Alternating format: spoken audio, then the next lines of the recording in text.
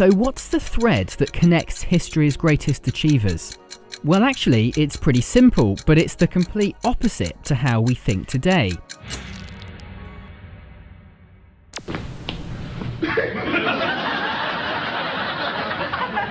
I figured it out. Now I'm going to try and use a late night chat show host to explain what that is. A bit strange, I know. First though, we need to go back to Leonardo da Vinci's story. We left him last time as a washed out 30-year-old in 1482, out of work and out of luck.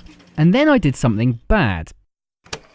I skipped right over the next 16 years of his life to go straight to his first masterpiece. That's bad because if you want to know what makes a genius, the answer lies here in these years. And it's a story that never gets told. So it's 1482, and Leonardo had just arrived in Milan, leaving the unfortunate days of Florence behind him. He gets a job for this humble-looking guy, the Duke of Milan. Finally, he thought things would start to go his way. Well, actually no. First, there's the story of the lady and the ermine.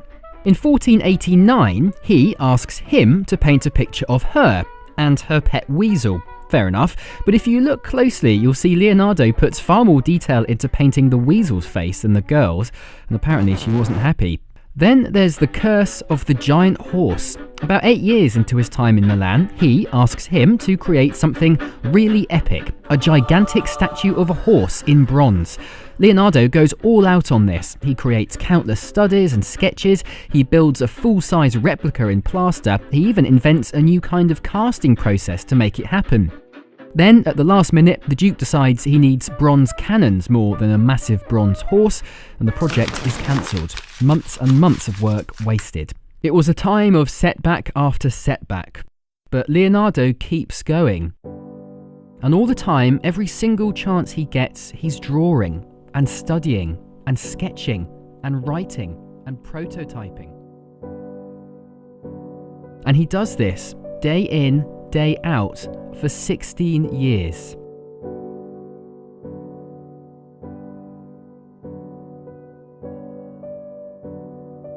Everything, the unfinished painting and the unfinished horse, the hanged assassin and the unhappy clients, it all adds up.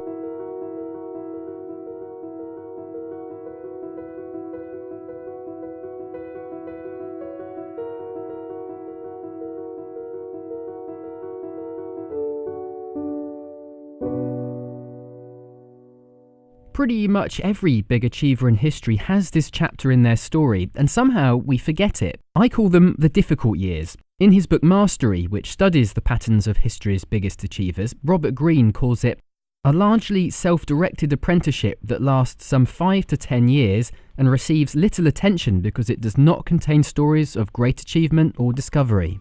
But they're part of everyone's story. Marie Curie spent 7 years living in poverty in Paris while she studied and researched radioactivity. Michael Faraday worked as a lab assistant for 7 years too, before he was even allowed to do his own experiments. Stephen King wrote every day for 9 years before he even sold his first novel. And John Coltrane practiced the saxophone feverishly every single day for 17 years before he even got his first big hit in 1960. Okay, but what about the child prodigies? You know, Mozart and Tiger Woods. Well, they had their difficult years too. They just started really young. How old are you, Tiger? Daddy. Two? It's as simple as that. Or at least it was. And then something changed. I figured it out. Which is where Craig Ferguson comes in. Now, if you don't know who he is, he's a late-night TV show host in the States. And sometimes he can say things that are unexpectedly profound. In the 1950s, late 50s, early 60s, a bunch of advertising guys got together in Madison Avenue and decided that what they were trying to do was sell products to younger people. They thought we should try and sell products to younger people because then they'll buy things their whole lives. It was just an advertising thing. They didn't mean any harm by it. It's just a little bit of market research. And so everybody started targeting the youth because the youth was the place where you were going to be able to sell things. And what happened was that in a strange kind of quirk of fate, youth began to be celebrated by society. And a way that it had never been any time in human history. It became fashionable and desirable to be young and to be stupid. And now that's what all the kids want to be. This celebration of youth, coupled with technology, has distorted our perception of time. The world moves faster and so do our expectations. Today we want success in 17 levels, or 17 minutes, 17 seconds. And when the promise of something new and better is just a click away, who wants to wait 17 years? But that's the thing that connects all of these great people. They played the long game. All of us have the brains and the talent and the creativity to join them, but now, right when it matters, do any of us have the patience?